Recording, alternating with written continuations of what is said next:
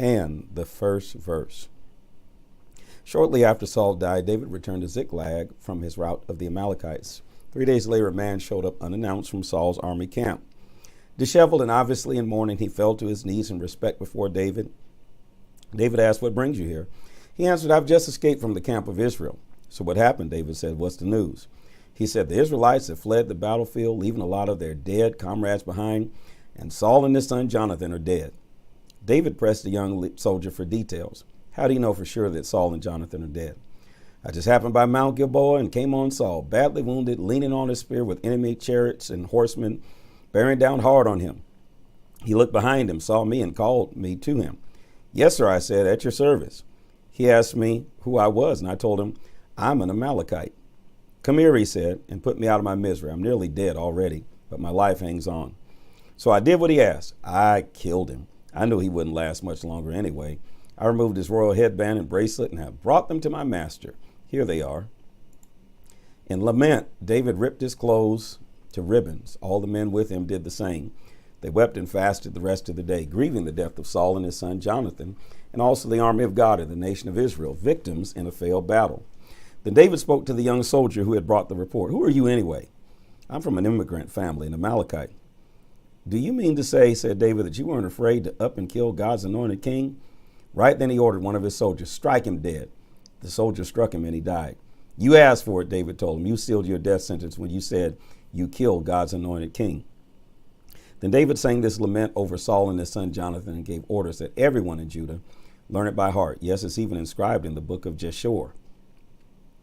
O gazelles of Israel, struck down on your hills, the mighty warriors fallen, fallen. Don't announce it in the city of Gath. Don't post the news in the streets of Ashkelon. Don't give those coarse Philistine girls one more excuse for a drunken party. No more dew or rain for you, hills of Gilboa, and not a drop from springs and wells. For there the warriors' shields were dragged through the mud, Saul's shield left there to rot. Jonathan's bow was bold. The bigger they were, the harder they fell. Saul's sword was fearless. Once out of the scabbard, nothing could stop it. Saul and Jonathan, beloved, beautiful, together in life, together in death. Swifter than plummeting eagles, stronger than proud lions. Women of Israel, weep for Saul. He dressed you in finest cottons and silks, spared no expense in making you elegant. The mighty warriors, fallen, fallen, in the middle of the fight. Jonathan struck down on your hills. Oh, my dear brother Jonathan, I'm crushed by your death. Your friendship was a miracle wonder, love far exceeding anything I've known or hoped to know. The mighty warriors, fallen, fallen, and the arms of war broken to bits. 2 Samuel chapter 2, verse 1. After all this, David prayed. He asked God, "Shall I move to one of the cities of Judah?" God said, "Yes, move." "And to which city?" "To Hebron." So David moved to Hebron along with his two wives, Ahinoam of Jezreel and Abigail, the widow of Nabal of Carmel. David's men, along with their families, also went with him and made their home in and around Hebron. The citizens of Judah came to Hebron and then and there made David king over the clans of Judah. A report was brought to David that the men of Jabesh Gilead had given Saul a decent burial. David sent messengers to the men of Jabesh Gilead. "God bless you for this, for honoring your master Saul with a funeral. God honor you and be true to you, and I'll do the same, matching your generous acts of goodness. Strengthen your resolve and do what must be done. Your master Saul is dead. The citizens of Judah have made me their king." In the meantime, Abner, son of Ner, commander of Saul's army, had taken Saul's son Ishbosheth to Mahanaim and made him king over Gilead, over Asher, over Jezreel, over Ephraim, over Benjamin, king, as it turns out, over all Israel. Ishbosheth, Saul's son, was 40 years old when he was made king over Israel. He lasted only 2 years, but the people of Judah stuck with David. David ruled the people of Judah from Hebron for 7.5 years. One day, Abner, son of Ner, set out from Mahanaim with the soldiers of Ishbosheth, son of Saul, headed for Gibeon. Joab, son of Jeriah, with David's soldiers, also set out. They met at the pool of Gibeon. Abner's group on one side, Joab's on the other. Abner challenged Joab, "Put up your best fighters. Let's see them do their stuff." Joab said, "Good, let them go at it." So they lined up for the fight, 12 Benjamites on the side of Ishbosheth, son of Saul, and 12 soldiers from David's side. The men from each side grabbed their opponents' heads and stabbed them with their daggers. They all fell dead, the whole bunch together. So they called the place Slaughter Park. It's right there at Gibeon. The fighting went on from bad to worse throughout the day. Abner and the men of Israel were beaten to a pulp by David's men. The three sons of Zeruiah were present, Joab, Abishai, and Asahel. Asahel, as fast, as wild as an antelope on the open plain, chased Abner, staying hard on his heels. Abner turned and said, "Is that you, Asahel?" "It surely is," he said. Abner said, "Let up on me. Pick on someone you have a chance of beating and be content with those spoils." But Asahel wouldn't let up. Abner tried again. "Turn back. Don't force me to kill you. How would I face your brother Joab?"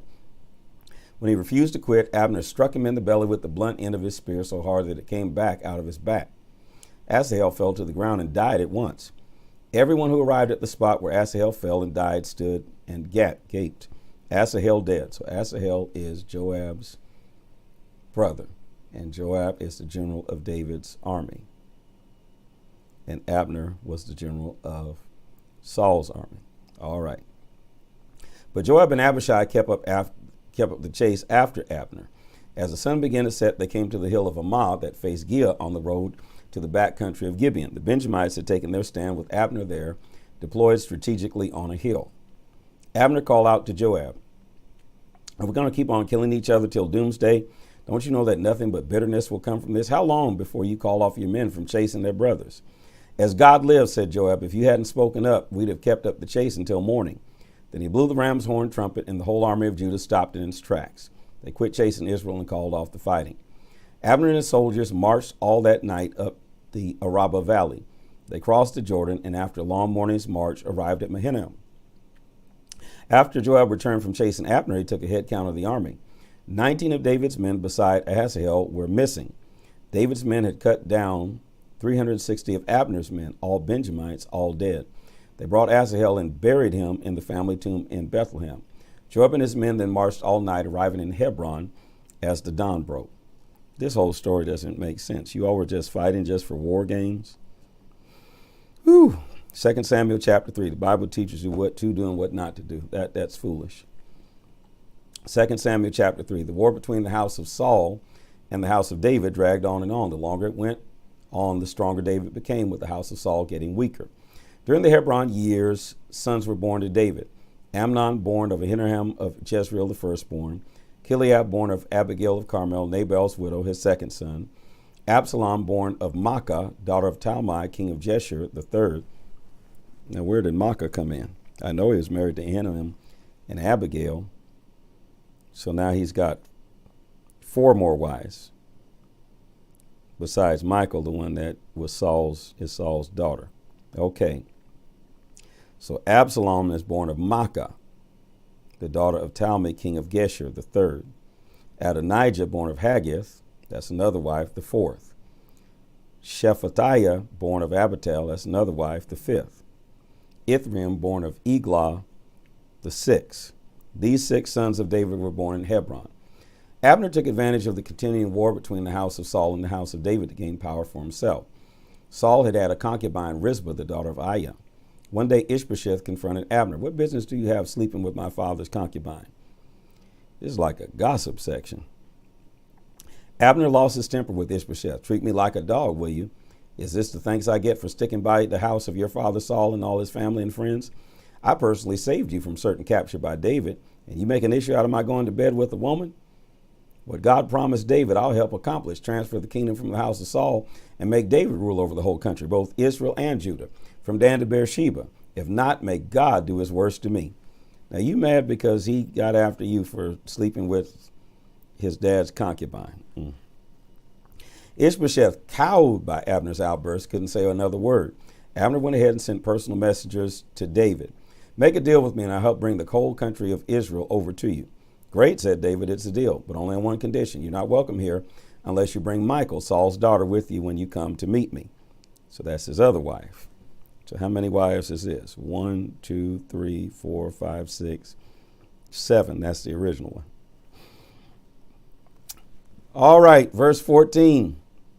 David sent messengers to Ishbosheth, son of Saul. "Give me back Michal, whom I won as my wife at the cost of 100 Philistine foreskins." Ishbosheth ordered that she be taken from her husband, Paltiel, son of Laish, but Paltiel followed her, weeping all the way to Bahurim. There Abner told him, "Go home," and he went home. Abner got the elders of Israel together and said, "Only yesterday, it seems, you were looking for a way to make David your king. So do it now. For God has given the go-ahead on David. By my servant David's hand, I'll save my people Israel from the oppression of the Philistines and all their other enemies. Abner took the Benjamites aside and spoke to them. So he just left poor Ishbosheth. Then he went to Hebron for a private talk with David, telling him everything that Israel in general and Benjamin in particular were planning to do. Okay. Talk out of both sides of your mouth. When Abner and the 20 men who were with him met with David in Hebron, David laid out a feast for them. Abner then said, I'm ready. Let me go now to rally everyone in Israel for my master the king. They'll make a treaty with you, authorizing you to rule them however you see fit. Abner was sent off with David's blessing. And Abner leaves Ishbosheth in Israel and comes to David in Judah, all because Ishbosheth called him out on his wrongdoing. People are the same in every age. Soon after that, David's men, led by Joab, came back from a field assignment. Abner was no longer in Hebron with David, having just been dismissed with David's blessing. As Joab and his raiding party arrived, they were told that Abner, the son of Ner, had been there with David and had been sent off with David's blessing. Joab went straight to the king. What's this you've done? Abner shows up and you let him walk away scot-free? You know Abner, son of Ner, better than that. That was no friendly visit. He was here to spy on you, figure out your comings and goings, find out what you're up to. Of course, Joab is mad because Abner killed his brother. Because Joab was after Israel all day with war games, unnecessarily. Whoo, my goodness.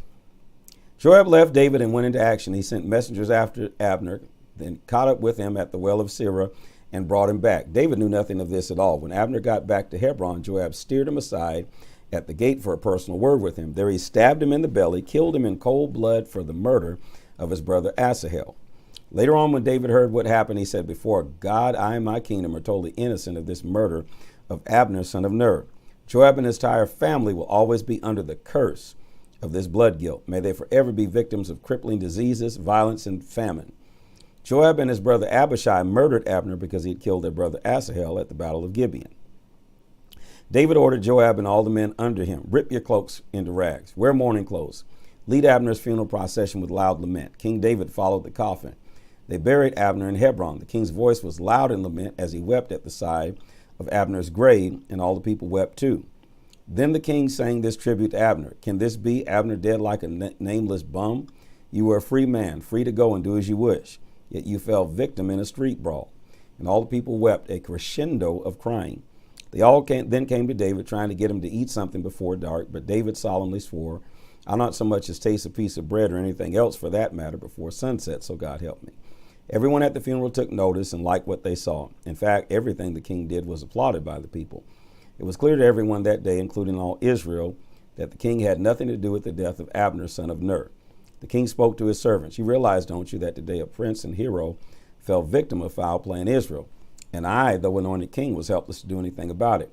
These sons of Zeruiah are too much for me. God requite the criminal for his crime.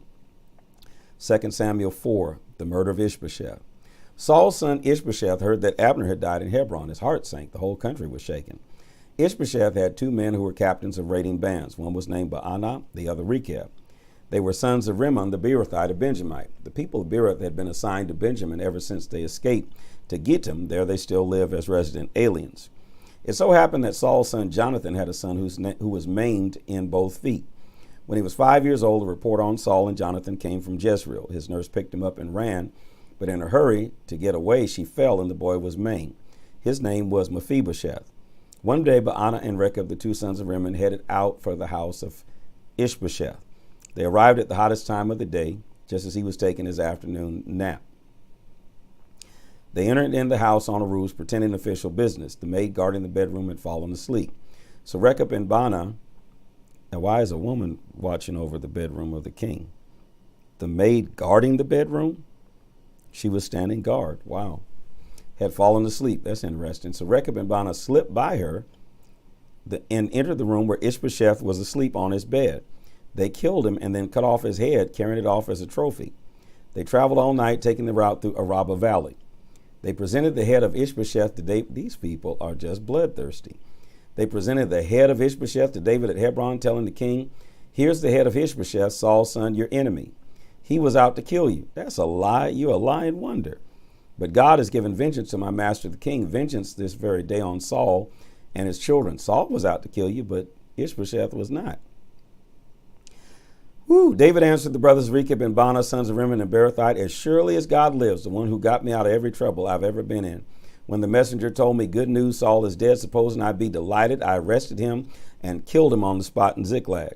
That's what he got for this so-called good news. And now you show up, evil men who killed an innocent man in cold blood, a man asleep in his own house. Don't think I won't find you guilty of murder and rid the country of you. David then issued order to his soldiers. They killed the two. That's what you get. Chopped off their hands and feet. That's what you get. And hung the corpses at the pool in Hebron. But Ishbosheth's head they took and buried in Abner's tomb in Hebron. 2 Samuel 5:1. Before long, all the tribes of Israel approached David in Hebron and said, look at us, your own flesh and blood. In time past, when Saul was our king, you were the one who really ran the country. Even then, God said to you, you will shepherd my people Israel, and you'll be the prince. All the leaders of Israel met with King David at Hebron, and the king made a treaty with them in the presence of God. And so they anointed David king over Israel. David was 30 years old when he became king and ruled 40 years.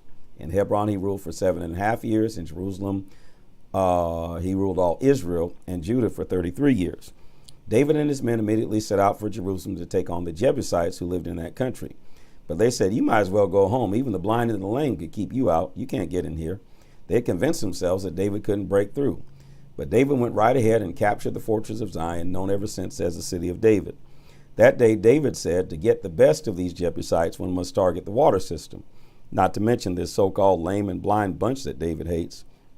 In fact, he was so sick and tired of it, people coined the expression, no lame and blind allowed in the palace.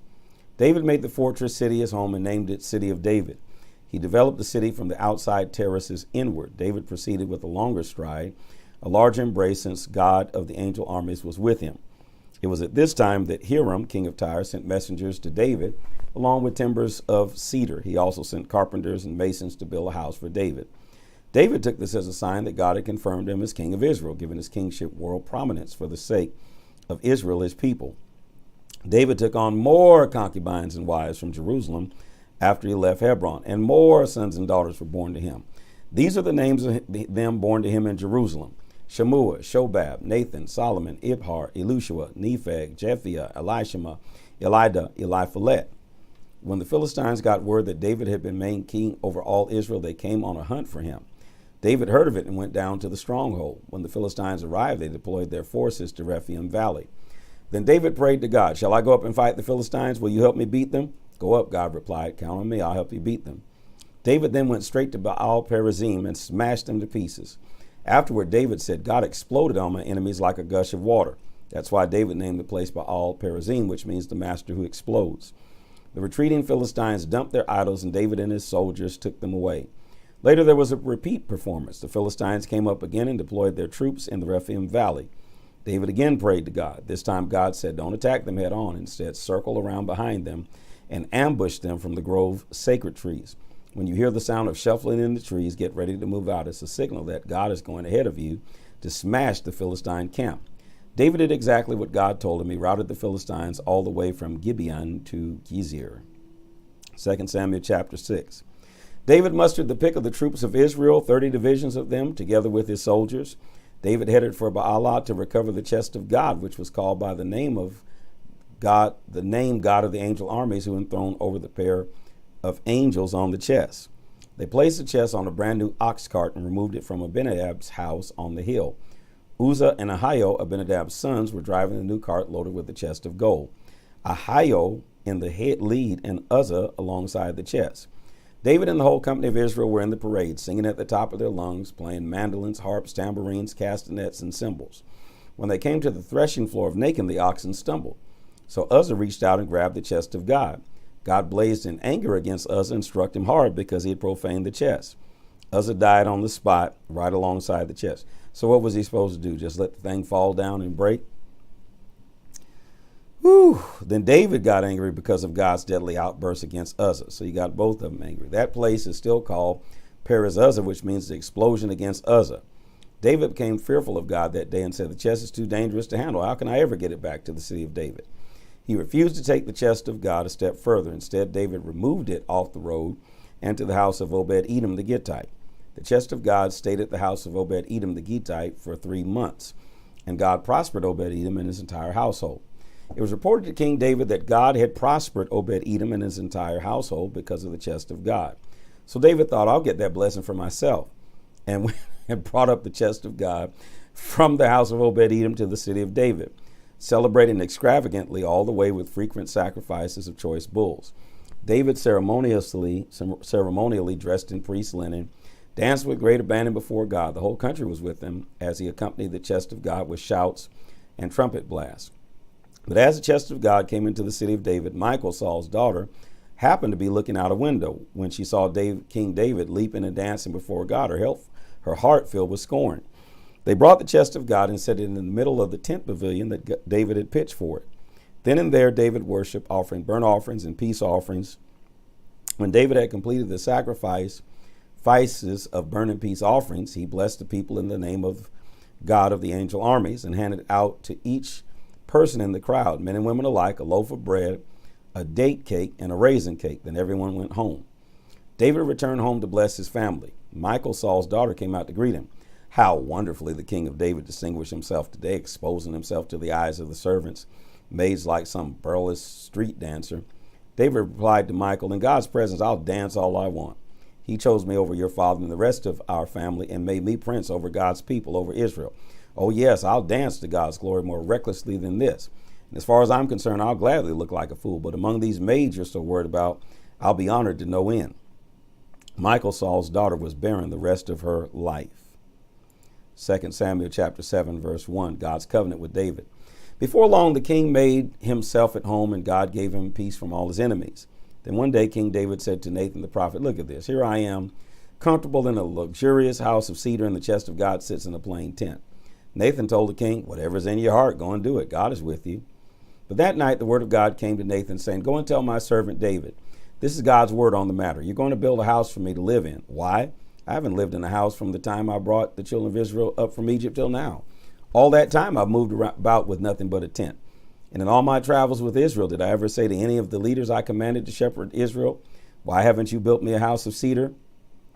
So here's what you're to tell my servant David. The God of the angel armies has this word for you. I took you from the pasture, tagging along after sheep, and made you prince over my people Israel. I was with you everywhere you went and mowed your enemies down before you. Now I'm making you famous to be ranked with the great names on earth. And I'm going to set aside a place for my people Israel and plant them there so they'll have their own home and not be knocked around anymore. Nor will evil men afflict you as they always have during the days I set judges over my people Israel. Finally, I'm going to give you peace from all your enemies. Furthermore, God has his message for you. God himself will build you a house. When your life is complete and you're buried with your ancestors, and I'll raise up your child, your own flesh and blood, to succeed you, and I'll firmly establish his rule.